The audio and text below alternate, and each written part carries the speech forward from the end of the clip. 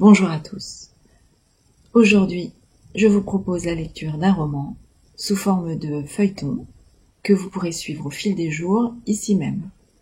J'ai choisi pour vous un roman d'aventure qui s'intitule « Sur la route d'Indianapolis », écrit par Sébastien Gendron et publié aux éditions Manière Jeunesse.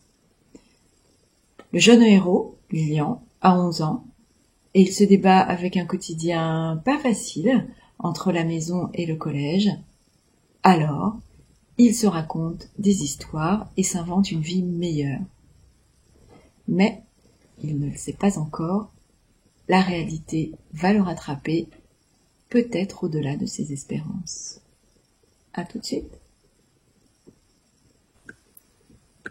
Sur la route d'Indianapolis, de Sébastien Gendron, aux éditions Manière Jeunesse. Kilomètre zéro.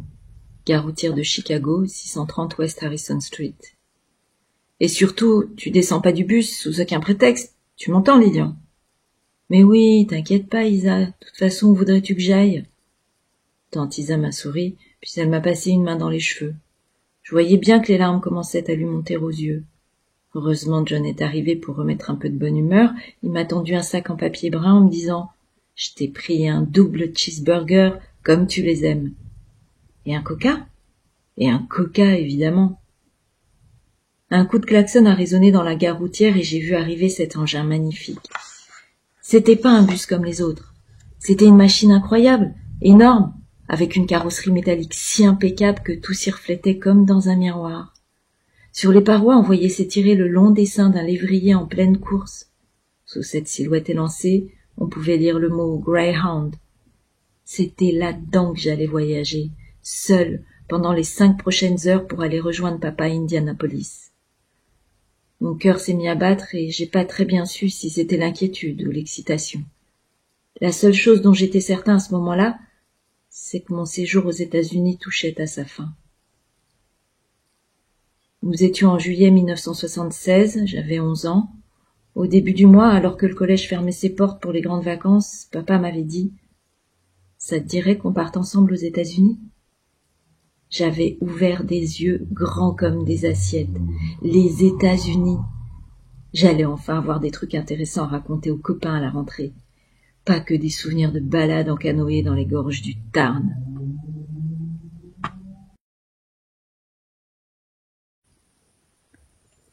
En 1976, on avait déjà marché 6 fois sur la Lune.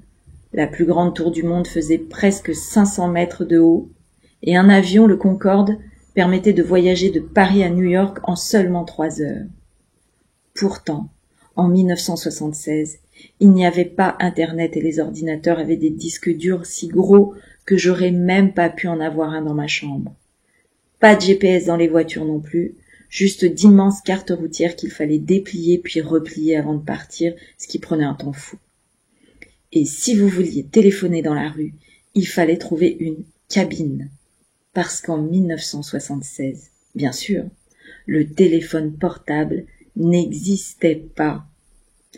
À cette époque, le monde allait tout aussi vite qu'aujourd'hui.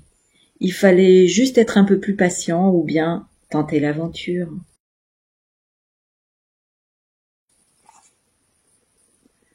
Je détestais Yannick Le Floch pour plusieurs raisons. Mais la dernière valait à elle seule toutes les autres. Ça s'était passé à la cantine une semaine avant les grandes vacances. J'étais arrivée en retard au dernier service et toutes les tables étaient occupées. La seule place qui restait, c'était à la table de Yannick. Il mangeait là tous les midis avec sa petite bande de potes, 5 imbéciles qui étaient prêts à tout pour rester dans l'entourage de ce garçon pourtant détestable. J'avais faim, je me suis dit que j'allais pas m'attarder, alors je me suis approchée et j'ai demandé « Je peux m'asseoir ?» Je savais bien que j'avais coupé Yannick au beau milieu d'une de ces fameuses histoires qu'il aimait raconter pour épater la galerie. Son père, qui était pilote de ligne chez Air France, sa mère, mannequin pour Christian Dior, lui classé 32 au tennis, et enfin sa chambre pleine de jeux hallucinants. La vie avait tellement gâté Yannick Le Floch qu'il prenait tout le monde, même ses propres amis, pour des moins que rien, tout juste bon à écouter ses vantardises. Bizarrement, Yannick n'a pas mal réagi à mon intervention, il m'a même répondu « Mais bien sûr, Vivian, que tu peux t'installer. » Lilian, pas Vivian. Oh, pardonnez-moi, monsieur Lilian. Christophe Franco, le garçon à sa droite qui prétendait être son meilleur ami, a pouffé. Je me suis assis, bien décidé à avaler mon steak frites à toute vitesse et à pas traîner dans les parages.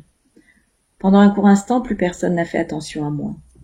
Il faut dire que Yannick était en train de parler de la toute nouvelle Jaguar XJS que son père venait d'acheter grâce à sa prime professionnelle. Forcément, il m'avait tous oublié. Et puis, tout à coup, alors que je venais d'entamer ma tarte aux pommes, j'ai entendu cette phrase.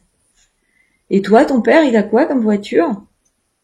J'ai relevé la tête pour voir ce qu'allait répondre celui à qui cette question était destinée, et je me suis rendu compte que tout attablé me regardait. Je sais pas vraiment ce qui m'a pris à ce moment-là, mais j'ai dit sans réfléchir. Moi, une Porsche. Là, j'ai vu 5 bouches qui s'ouvraient et une qui se tordait, celle de Yannick. Il devait sentir qu'il y avait une sacrée concurrence avec la nouvelle Jaguar de son père. Il a donc aussitôt demandé des précisions.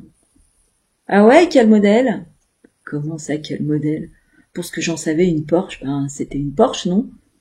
Quand Yannick a souri, j'ai compris qu'il y avait un piège et que j'allais tomber dedans d'une manière ou d'une autre. « Une Porsche 403, 404, 505 ? Laquelle ? C'est une 403. » Christophe Franco a pouffé à nouveau, comme si c'était sa seule façon de communiquer. Le floc lui a donné un coup de coude et le plus sérieusement du monde il m'a balancé. « Tu vois, Vivian, quand on veut faire le malin devant les autres, faut avoir les moyens, mec. La Porsche 403, ça n'existe pas. Ton père, c'est pas une Porsche qu'il a, c'est une Peugeot 403. Tu racontes vraiment n'importe quoi, tout le monde le sait ici. Comme cette histoire que t'as racontée sur ta mère en début d'année. Je m'en souviens très bien. » J'ai senti le sang commencer à battre très fort contre mes tempes, et j'ai prononcé calmement. « Arrête !» Mais Yannick était lancé, trop content de me ridiculiser. « Que j'arrête quoi ? Si ta mère est morte, la mienne, c'est la princesse de Monaco. T'es rien qu'un sale menteur, Lilian. Dégage de ma table. » Autour de moi, les 5 copains de Le Floc se sont mis à rigoler alors que Yannick me regardait avec un air mauvais. J'ai senti le chagrin et la colère m'envahir. J'ai regardé mon plateau et j'ai vu le reste de ma tarte aux pommes. La seconde suivante, elle était étalée sur le visage de ce crétin de Le Floc.